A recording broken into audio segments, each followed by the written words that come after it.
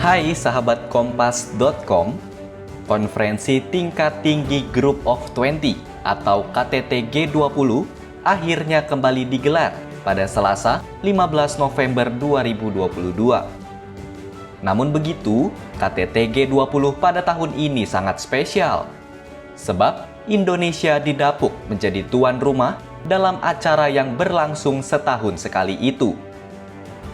Nah, ngomong-ngomong soal KTT G20, kalian tahu nggak sih apa itu G20?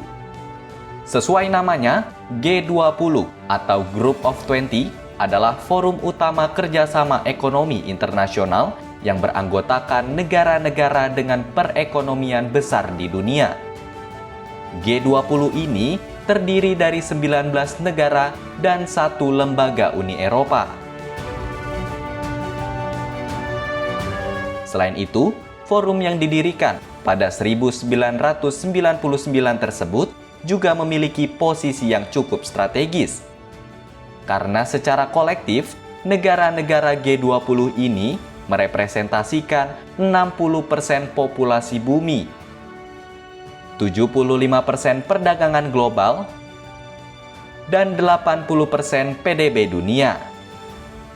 Artinya, kebijakan yang dikeluarkan dari KTT G20 ini cukup berpengaruh pada dunia.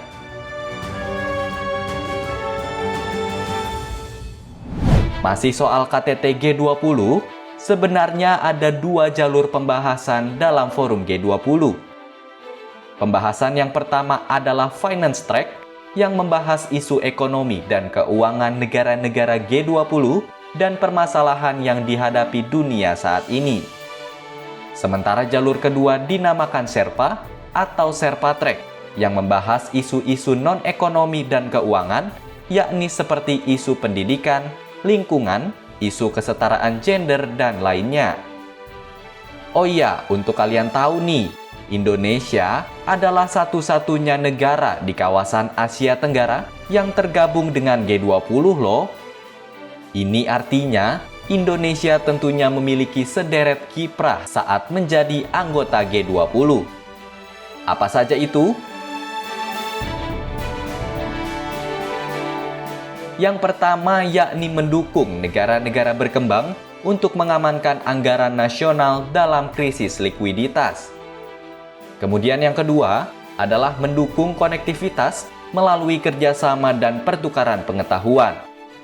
Dan juga yang ketiga, mendukung adanya forum tempat berkumpulnya para startup unicorn di seluruh negara G20 untuk saling bertukar ide. Gimana? Keren banget kan? Nah, barusan kan kita udah bahas apa itu G20. Namun, mungkin banyak di antara kalian yang masih bingung apa sih bedanya G20 dengan G7 dan G8. Jadi, G20 adalah forum yang beranggotakan 20 negara, termasuk negara berkembang, salah satunya Indonesia. Sementara kalau G8 ini sebenarnya organisasi eksklusif yang beranggotakan negara-negara maju saja, yakni seperti Amerika Serikat, Inggris, Rusia, Jerman, Kanada, Italia, Jepang, dan Prancis. Nah, selain anggota, fokus utama pembentukan G8 ini pada awalnya dilatar belakangi kepentingan politik, beda dengan G20 yang secara garis besar menitik beratkan pada pengaruh ekonomi. Selain itu, dari segi lamanya berdiri, G20 ini berdiri pada tahun 1999 atau lebih muda dari G8 sahabat Kompas.com.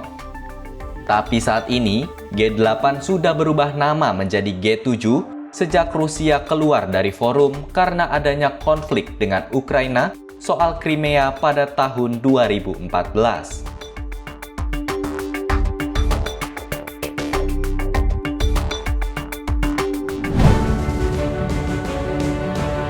Nah, itu dia ulasan terkait G20 dan perbedaannya dengan G7 dan G8. Sekian video kali ini. Simak informasi menarik lainnya hanya di ohbegitukompas.com. Jernih melihat dunia.